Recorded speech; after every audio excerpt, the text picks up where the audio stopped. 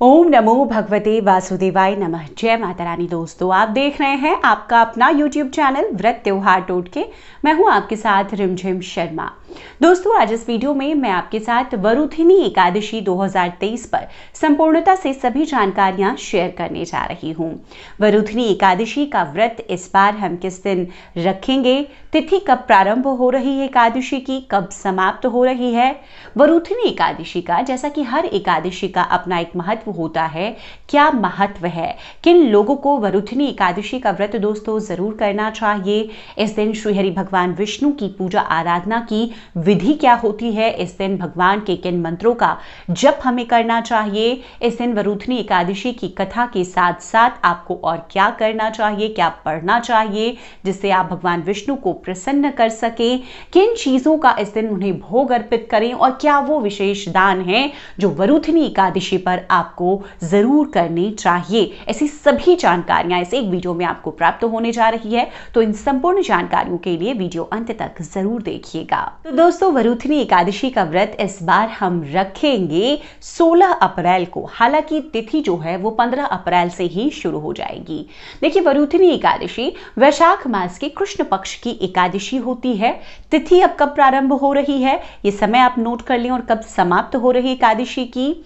देखिए, एकादशी की तिथि आपको प्रारंभ हो जाएगी 15 अप्रैल को ही रात में 8:48 पर, जो कि समाप्त होगी 16 अप्रैल की रात में 6:14 पर। तो ऐसे में जो एकादशी का व्रत है वो आपको करना है 16 अप्रैल को। तिथि क्योंकि 15 अप्रैल को शाम में शुरू हो रही है, उदय तिथि नहीं मिल रही है, तो हम 16 अप्रैल को व्रत धारण करेंगे। जो भी लोग व्रत एकादशी का करेंगे, इसी दिन हम विधि विधान से भगवान श्री हरि विष्णु की पूजा करेंगे। वरुथिनी एकादशी का महत्व क्या है और किन लोगों को इस एकादशी को जरूर करना चाहिए। जो भी लोग देखिए शारीरिक पीड़ा से पीड़ित हैं, कष्ट है उनके शरीर में, उन कष्टों से मुक्ति के लिए आज के दिन भगवान के 12 स्वरूप की पूजा आराधना, भगवान श्री हरि विष्णु के 12 स्वरूप की पूजा आराधना करने से आपको उन समस्त कष्टों से मुक्ति मिल जाती है। आप जैसे कि कहानी भी पढ़ेंगे, राजा मंधाता की जो कहानी है उसमें भी यही कथा जो है यही वर्णन करती है कि किस तरह से इस दिन भगवान श्री हरि विष्णु की उपासना से उनके सभी शारीरिक कष्ट दूर हो गए थे। तो इस एकादशी का महत्व है। देखिए, सभी लोग साल की सभी 24 एकादशी का व्रत नहीं करते, और इस बार तो अधिक मास भी है तो 26 एकादशी पड़ने वाली है। लेकिन अगर आप चुनिंदा एकादशी करना चाहते हैं और पीड़ित हैं किसी शारीरिक पीड़ा से, तो आपको वरुथिनी एकादशी, वैशाख मास के कृष्ण पक्ष की इस एकादशी को जरूर धारण करना चाहिए। अब जो लोग व्रती होंगे उनके लिए क्या नियम होते हैं एकादशी के। देखिए, एकादशी व्रत के नियम दोस्तों एक दिन पहले दशमी की तिथि से ही शुरू हो जाता है। उस दिन आपको शुद्ध सात्विकता का नियम जो है उसे मान्य रखना होगा। पूरे दिन भोजन भी शुद्ध सात्विक करना होगा। उसके बाद में कई लोग संध्या के काल में भोजन भी नहीं करते हैं, क्योंकि उनका पूरा जो पेट है उसमें अन्न का एक दाना भी ना बचे, ऐसी मान्यता के साथ। तो आप अगर चाहें तो आप ऐसा भी कर सकते हैं। अब वरुथिनी एकादशी के दिन सुबह उठना है। सुबह आपको इस व्रत का संकल्प लेना है। स्नान करेंगे, सबसे पहले सूर्य नारायण को अर्घ्य देंगे और उसके बाद व्रत का संकल्प लेंगे। उसके बाद श्री हरि विष्णु के 12 स्वरूप को ध्यान में करके, देखिए हम सभी के यहाँ हर स्वरूप की फोटो या प्रतिमा नहीं होती है, तो उस स्वरूप को ध्यान में रख करके हमको भगवान की फोटो या प्रतिमा, हम जो भी रखते हैं भगवान विष्णु के, नारायण की, उनकी पूजा आराधना इस दिन करनी है। धूप, दीप, पुष्प, तिल, जो भी आप इस दिन भोग अर्पित करना चाहें वो भोग तो करें ही, विधि विधान से पूजन संपन्न करेंगे। उसमें जो आज के दिन का भोग है दोस्तों, आपको आज के दिन भगवान को, क्योंकि देखिए सीजन गर्मी का है तो रसीले फलों का भोग लगाया जाता है, तो आज आप भगवान को मीठे रसीले फल का, और पीले हो जाएं तो बहुत अच्छा है, भोग जरूर अर्पित करें। भगवान के सम्मुख एक शुद्ध घी का दीपक लगाएं और उसके बाद उनके मंत्रों का जप करें।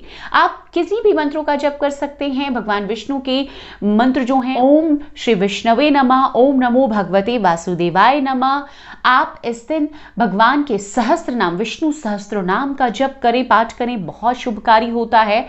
इस दिन आपको अब पूरी जो पूजा विधि है संपन्न करने के बाद में वरुथिनी एकादशी की व्रत कथा जरूर पढ़नी चाहिए। अगर आप पढ़ नहीं सकते हैं तो किसी से जरूर सुने। उसके बाद में आपको भगवान श्री हरि विष्णु की आरती कर इस व्रत को संपन्न करना चाहिए। दोस्तों, अब एकादशी के व्रतों में जो बहुत महत्व रखता है वो रखता है आपको क्या दान करना चाहिए। तो इस दिन जो दान आपको करने हैं वो दान आपको करना है एक जल कलश का। जैसा मैंने पहले भी बताया, क्योंकि इस समय बहुत ज़्यादा गर्मियाँ शुरू हो जाती हैं पड़ने के लिए, तो ऐसे में आप किसी ब्राह्मण को एक जल कलश देते हैं दान स्वरूप तो बहुत शुभता आपके जीवन में लेकर आता है। कुछ उसमें मीठा डाल करके एक जल से भरा हुआ मिट्टी का कलश आप दान दें। आप किसी भी जरूरतमंद को जल कलश का दान इस दिन करते हैं, आपके जीवन के लिए बहुत ही शुभता लेकर आता है। इसके बाद में आप वस्त्र का, अन्न का, जो भी आप दान करना चाहें इस दिन जरूर करें।